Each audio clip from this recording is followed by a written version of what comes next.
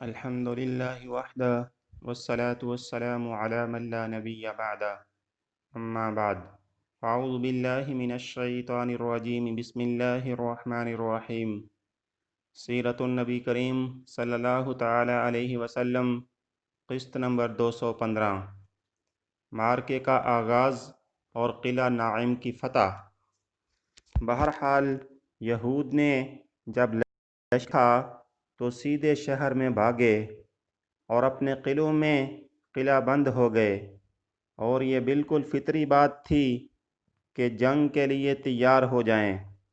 مسلمانوں نے سب سے پہلے قلعہ نعیم پر حملہ کیا، کیونکہ یہ قلعہ اپنے محل وقوع کی نزاکت اور اسٹریٹجی کے لحاظ سے یہود کی پہلی دفاعی لائن کی حیثیت رکھتا تھا، اور یہی قلعہ مرحب نامی اس شاہ زور اور جانباز یہودی کا قلعہ تھا جسے 1000 مردوں کے برابر مانا جاتا تھا۔ حضرت علی بن ابی طالب رضی اللہ تعالی عنہ مسلمانوں کی فوج لے کر اس قلعے کے سامنے پہنچے اور یہود کو اسلام کی دعوت دی، تو انہوں نے یہ دعوت مسترد کر دی اور اپنے بادشاہ مرحب کی کمان میں مسلمانوں کے مد مقابل آ کھڑے ہوئے۔ میدان جنگ میں اتر کر پہلے مرحب نے دعوت مبارزت دی، جس کی کیفیت سلمہ بن اکوع رضی اللہ عنہ نے یوں بیان کی ہے کہ جب ہم لوگ خیبر پہنچے تو ان کا بادشاہ مرحب اپنی تلوار لے کر ناز و تکبر کے ساتھ اٹھلاتا اور یہ کہتا ہوا نمودار ہوا: قد علمت خیبر انی مرحب شاک الصلاح بطل مجرب اذا الحروب اقبلت تلہب۔ خیبر کو معلوم ہے کہ میں مرحب ہوں، ہتھیار پوش، بہادر اور تجربہ کار، جب جنگ و پیکار شعلہ زن ہو۔ اس کے مقابل میرے چچا عامر نمودار ہوئے اور فرمایا: قد علمت خیبر انی عامر شاک الصلاح بطل مغامر۔ خیبر جانتا ہے کہ میں عامر ہوں، ہتھیار پوش، شاہ زور اور جنگجو۔ پھر دونوں نے ایک دوسرے پر وار کیا۔ مرحب کی تلوار میرے چچا عامر کے ڈال میں جا چبھی اور عامر نے اسے نیچے سے مارنا چاہا، لیکن ان کی تلوار چھوٹی تھی۔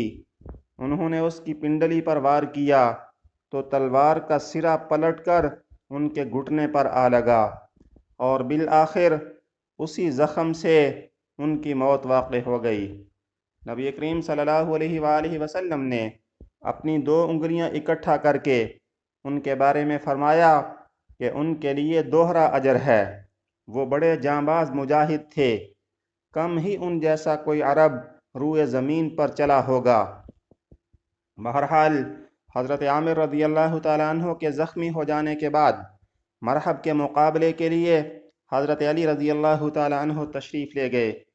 حضرت سلمہ بن اکوع رضی اللہ عنہ کا بیان ہے کہ اس وقت حضرت علی رضی اللہ تعالیٰ عنہ نے یہ اشعار کہے: انا الذی سمتنی امی حیدرہ کلیث غابات کری المنظرہ او فیہم بالساء کیل السندرہ۔ میں وہ شخص ہوں کہ میری ماں نے میرا نام حیدر یعنی شیر رکھا ہے، جنگل کے شیر کی طرح خوفناک۔ میں انہیں سا کے بدلے نیزے کی ناپ پوری کروں گا۔ اس کے بعد مرحب کے سر پر ایسی تلوار ماری کہ وہیں ڈیر ہو گیا۔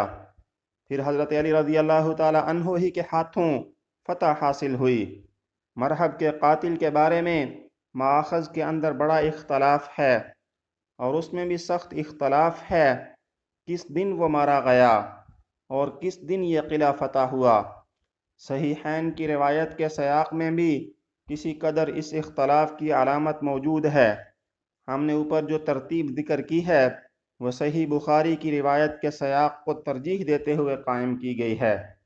جنگ کے دوران حضرت علی رضی اللہ تعالیٰ عنہ یہود کے قلعہ کے قریب پہنچے تو ایک یہودی نے قلعہ کی چوٹی سے جھانک کر کہا: تم کون ہو؟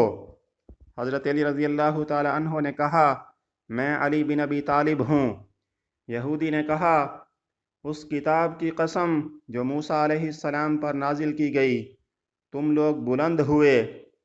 اس کے بعد مرحب کا بھائی یاسر یہ کہتے ہوئے نکلا کہ کون ہے جو میرا مقابلہ کرے گا۔ اس کے اس چیلنج پر حضرت زبیر رضی اللہ تعالی عنہ میدان میں اترے۔ اس پر ان کی ماں حضرت صفیہ رضی اللہ تعالی عنہا نے کہا، یا رسول اللہ صلی اللہ تعالی علیہ وآلہ وسلم، کیا میرا بیٹا قتل کیا جائے گا؟ آپ نے فرمایا، نہیں، بلکہ تمہارا بیٹا اسے قتل کرے گا۔ چنانچہ حضرت زبیر رضی اللہ تعالی عنہ نے یاسر کو قتل کر دیا۔ اس کے بعد حصن نائم کے پاس زوردار جنگ ہوئی، جس میں کئی سربرآوردہ یہودی مارے گئے اور بقیہ یہود میں تاب مقاومت نہ رہی، چنانچہ وہ مسلمانوں کا حملہ نہ روک سکے۔ بعض مآخذ سے معلوم ہوتا ہے کہ یہ جنگ کئی دن جاری رہی اور اس میں مسلمانوں کو شدید مقاومت کا سامنا کرنا پڑا، تاہم یہود مسلمانوں کو زیر کرنے سے مایوس ہو چکے تھے، اس لیے چپکے اس قلعے سے منتقل ہو کر قلعہ صعب میں چلے گئے اور مسلمانوں نے قلعہ نائم پر قبضہ کر لیا۔ وصلی اللہ تعالی علی النبی الامی الکریم وعلی آلہ واصحابہ اجمعین۔